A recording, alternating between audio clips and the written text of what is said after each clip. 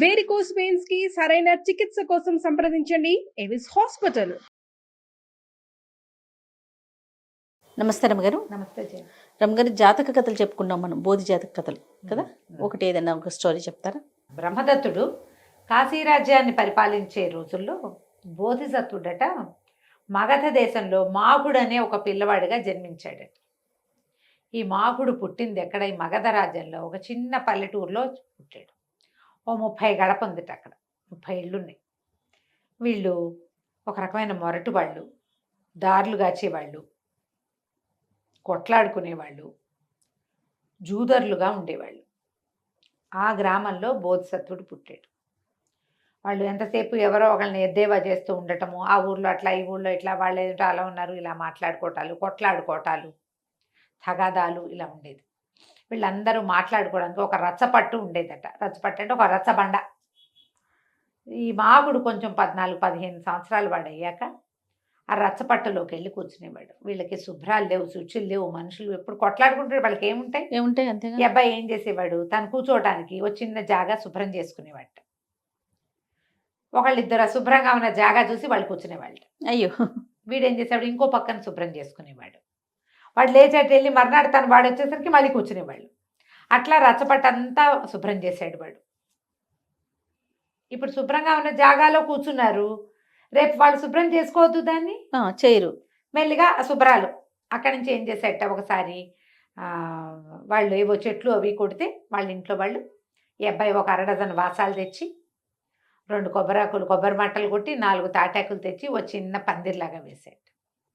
వీడు పని చేస్తుంటే, అంతకుముందు వీడు శుభ్రం చేసుకున్న జాగాలలో కూర్చున్న వాళ్ళు ఉన్నారుగా, వాడు ఏదో పని చేస్తున్నాడని వీళ్ళు కూడా పోయి ఆ రచ్చపట్టు దగ్గర ఆ పని చేస్తుంటే 2 కర్రలు అందించడం, 2 ఆకులు అందించడం చేశారు.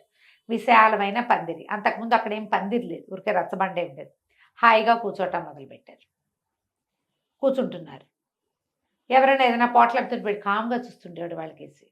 జనాలకు మాట్లాడటం అర్థం కాల, వాళ్ళు కూడా కామ్గా కూర్చోటం మొదలుపెట్టారు. ఒకటి చేస్తే చేస్తారు కదా. అక్కడి నుంచి ఏమన్నట్ట, ఏదో ఇటుకలు అవి రాళ్ళు తయారు చేసుకుంటున్నారు వాళ్ళు, ఎవరికి వాళ్ళు చేసుకుంటున్నారు. ఈ అబ్బాయి ఏం చేశాడు, ఆ పందిరి తీసేసి అక్కడ మండపం లాంటిది కట్టడం మొదలుపెట్టాడు. అందరూ తలా ఒక చెయ్యి వేశారు. ఓ మందిరం లాంటిది కట్టారు. మంచినీళ్ళు తెచ్చిపెట్టేవాడు. వీడు ఒక 2 రోజులు తెచ్చాడు. 3వ రోజు వాడు వచ్చే లోపల ఇంకోళ్ళు తెచ్చిపెట్టారు.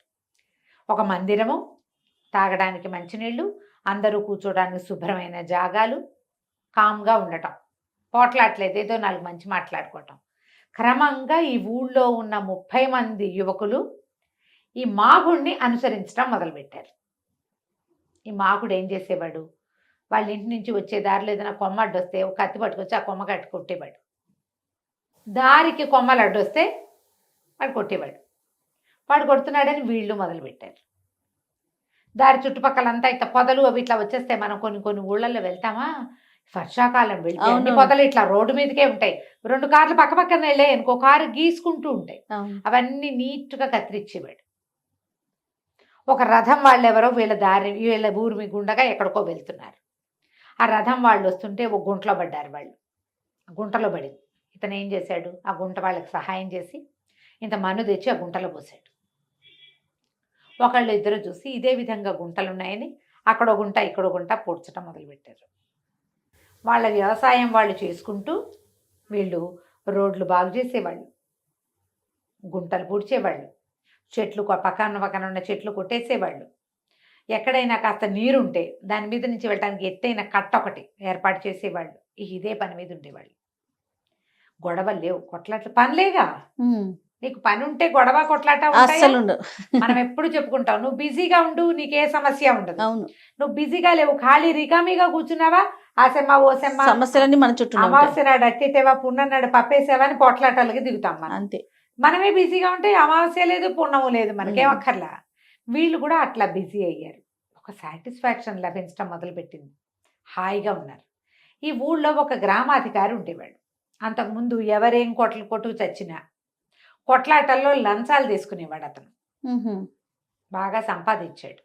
ఇద్దరు కొట్టుకుంటారు, నువ్వు చెంప పగలు కొట్టావు కాబట్టి నువ్వు 10 రూపాయలు గ్రామానికి కట్టాలి, నువ్వు 30 రూపాయలు కట్టాలని డబ్బులు వసూలు చేసేవాడు. వాళ్ళల్లో వాళ్ళు కొట్లాడుకు తెచ్చి ఆస్తి నష్టాలు అయితే మళ్ళీ డబ్బులు కట్టించేవాడు. ఇప్పుడు ఏమైంది, ఏమీ లేవు, కొట్లాటాలు ఏమీ లేవు. ఆ ఉన్న 30 మంది ఇతను వెనకాల పడి తిరుగుతారు. మాగుడు కామ్గా ఉంటాడు, ఏదైనా మంచి మాట మాట్లాడతాడు, లేకపోతే లేదు, పని చేసుకుంటాడు. వీళ్ళు కూడా అంతే. ఏం చేశాడు, రాజుగారి దగ్గరికి వెళ్ళి, మా ఊళ్ళో 30 మంది కుర్రాళ్ళు ఉన్నారండి, వీళ్ళు కత్తి కటారు గొడ్డళ్ళు పుచ్చుకుని దారులు కాసేస్తున్నారు, వాడికి రూపాయి రావట్లా అధికారికి, అందుకని ఎత్తెత్తాడు. ఆ 30 మందిని మీరు విచారించాలి. కత్తి కటారు కర్ర గొడ్డలి అవే వాళ్ళవి, పారలు కూడా ఉంటున్నాయి వాళ్ళ దగ్గర. ప్రతి వాళ్ళని బెదిరించి వాళ్ళు డబ్బులు వసూలు చేస్తారని, వాళ్ళ దుర్మార్గులని కథాకమ్మని బోల్డ్ కథ చెప్పాడు. ఈయన రాజభటుల్ని పంపించాడు. ఆ భటులు వచ్చేసరికల్లా వీళ్ళు ఏం చేశారు, అప్పుడే తలా ఒక కర్ర ఒక గొడ్డలి ఓ పార చొప్పున పుచ్చుకొని ఒక్కొక్కళ్ళు ఒక వస్తువు పుచ్చుకొని రోడ్లు సరి చేసుకుంటున్నారు. వర్షాకాలం వచ్చింది, వానాలు తగ్గంగానే అన్ని గుంటలు పడిపోతాయి కదా, ఈ పైగా చెట్లు పెరిగిపోతాయి, ఆ పని చేసుకుంటున్నారు. చేసేసరికల్లా కనపడంగానే వాళ్ళ చేతులు గొడ్డళ్ళు ఆయుధాలు ఉన్నాయి, మారణాయుధాలు. వెంటనే పెడరెక్కలు విరిచి కట్టేసి ఆ సైనికులు తీసుకుపోయారు రాజుగారి దగ్గరికి. రాజుగారు ఇంకా విచారించాల వాళ్ళు, ఎందుకంటే ఆయుధాలతో దొరికారు కదా, ఏనుగులతో తొక్కించండి అని చెప్పారు. ఈ 30 మందిని పడుకోబెట్టారు వరుసగా, ఇట్లా మోకాళ్ళ మీద కూర్చోబెట్టారు. ఏనుగుల్ని తీసుకొచ్చారు, ఓ ఏనుగుని తెచ్చారు. ఆ ఏనుగు వీళ్ళ దగ్గర దాకా వచ్చి పరిగెత్తుకుంటూ వెళ్ళిపోయింది వెనక్కి.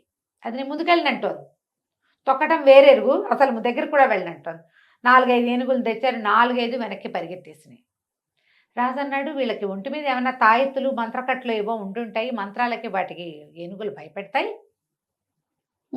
భయపడతాయి కాబట్టి ఒంటి మీద ఏమైనా తాయెత్తులు ఉన్నాయేమో చూడండి అన్నారు. అనేసరికల్లా సైనికులు వచ్చి చూస్తే వీళ్ళకేం ప్రత్యేక తాయెత్తులు గీయెత్తులు ఏం లేవు, మామూలు పల్లెకారు వాళ్ళు. అందరూ దవతలు కట్టుకున్నారు, ఉత్తరీయాలు నడువుకు చుట్టుకుని ఉన్నారు, కత్తి కటారు ఉంది చేతిలో, వాళ్ళ ఒంటి మీద ఏమి తాయెత్తులు లేవండి అన్నారు. అనేసరికల్లా రాజు అన్నాడు, మరి వాళ్ళు ఏమైనా ఏనుగులు వస్తున్నప్పుడు మంత్రాలు చదివారా చూడండి అన్నాడు. మంత్రాలు చదివినట్టుగా కూడా అనిపించట్లా, కానీ ఏదైనా చేస్తున్నారు వాళ్ళు, ఉపాంశు బెదవలు కదలకుండా జపం చేస్తారేమో, కొంచెం స్లిప్ మూమెంట్ ఉంటుంది, మనకేం పెద్ద కనపడదు. ఏనుగు చూసేస్తుంది, దాని కన్ను చాలా సూక్ష్మమైంది. సరే అయితే వాళ్ళందరినీ పిలుచుకురండి మా దగ్గరికి అన్నాడు. రాజుగారు పిలిచేసరికల్లా ఈ 30 మంది పోయారు రాజు దగ్గరికి. ఏమిటి మీరేం చేస్తారు, మీరేమన్నా మంత్రాలు చదువుతున్నారా, ఏనుగులు రాకుండా ఎట్లా చేశారు మీరు అనేసరికల్లా, మా దగ్గర ఒక ప్రత్యేకమైన ఆయుధం ఉందండి అని చెప్పేట. మాకు ఏముందంటే, మేము జీవహింస చేయం, ఇతరుల ఆస్తులకి ఆశపడం, ఒకళ్ళని మేము ఒక్క మాట అనం, పూర్తి సాత్వికమైన జీవనాన్ని అవలంబిస్తాం మేము. అదే మా దగ్గర ఉన్న మంత్రం, మేమేం చెప్పక్కర్లా, మేము పరమ సాత్వికులమని మా నుంచి తెలుసుకునే జంతువులకు తెలిసిపోతుంది. అదేంటి నేను వేరేలా విన్నానే అన్నాడు ఈయన. అనేసరికల్లా, మీరు విన్నారు కానీ విచారణ చేయలేదుగా, మీకు ఒకటి చెప్పాడు, కంప్లైంట్ వచ్చింది, రాగానే తీసుకెళ్ళి జైల్లో పెడతారా విచారిస్తారా ముందు?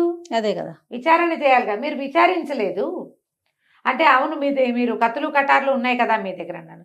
అవునండి, మా దగ్గర కత్తులు కటార్లు గొడ్డళ్ళు ఉన్నాయి, వాటితో మేము చెట్లు కొడతాం, దారులు సరి చేస్తాం, ఓ పార ఉంటే ఒక చోట గుంట ఉందనుకో, ఇంకో చోట నుంచి మట్టి తెచ్చి గుంట్లో పోస్తాం, మేము ఆ పనే చేస్తాము అనేసరికి రాజు, నేను ఇంకోటి విన్నాను, మీరు దారులు కాస్తున్నారని విన్నానండి. దారులు ఎందుకు కాయాలి మేము, ఇప్పుడు మీకు ఎవరు చెప్పాలి, మా చేత దారులు కాయబడి సొమ్ము అపహరించబడిన వాడెవడైనా చెప్పాలి, మేము అదేం చేయటల్లా. చాలా కాలం క్రితమే అవి ఏనాడో మానేశారు వీళ్ళు, మేము ఎప్పటి నుంచో మానేసాం. మీరు కావాలంటే మా గ్రామానికి వెళ్ళండి అంటే, ఒక 10 మంది సైనికులు ఒక అధికారితో వెళ్తే గ్రామం శుభ్రంగా నున్నటి దారులు, చక్కగా రోడ్డు పక్కనంతా కత్తిరించబడి ఉన్న చెట్లు, పక్షుల కోసం ఆహారానికి నీటికి పాత్రలు, జంతువులు రోడ్డు మీద తిరిగే జంతువుల కోసం ప్రత్యేకమైన ఆహార పాత్రలు, క్లీన్గా ఉంది. ఇంత శుభ్రంగా ఉన్న ఊరుని చూసి, ఆ ఊరు మేమే తయారు చేసామని వీళ్ళు చెప్తుంటే నమ్మకండా ఎట్లా? రాజు ఒక్కొక్కరిని ఊళ్ళో విచారించి చేస్తే ఏం జరిగింది, ఏం తెలిసింది, మాగుడు అనుకో చాలా మంచివాళ్ళు, వాళ్ళే ఈ ఊరిని ఇట్లా చక్కగా చేశారు, ఇదివరకు కొట్టుకు చచ్చేవాళ్ళు, ఇప్పుడు కొట్లాటలు పోట్లాటలు తగలాటాలు ఏమీ లేవు మాకు, వీళ్ళు మంచి వాళ్ళని తెలియదు.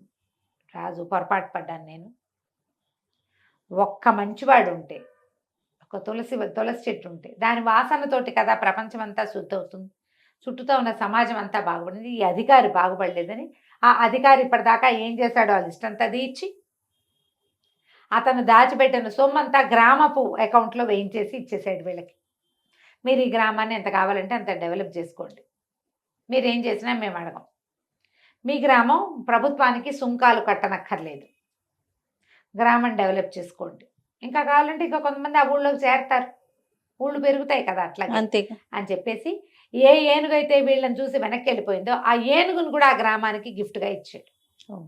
మొదట వెళ్ళిపోయింది కదా ఒకటి. అవునవును. ఆ పెట్టపట ఏనుగుని గ్రామానికి గిఫ్ట్గా ఇచ్చేసాడు. ఆ గ్రామానికి ఆ ఏనుగుని తోలిపోయేది. ఈ మాగుడు మిగిలిన వాళ్ళు కూడా తమ ఊరు వెళ్ళిపోయి, అప్పుడట ఈ మగధలో చాలా ఊళ్ళ వాళ్ళు ఈ మాగుడు ఉన్న గ్రామానికి వెళ్ళిపోయారట ప్రశాంతమైన జీవితం కోసం. మనం కూడా అవుట్స్కట్స్ లో ఒక ప్లేస్ చాలా బాగుందంటే అక్కడికి వెళ్ళిపోతూ ఉంటాం. అవునవును.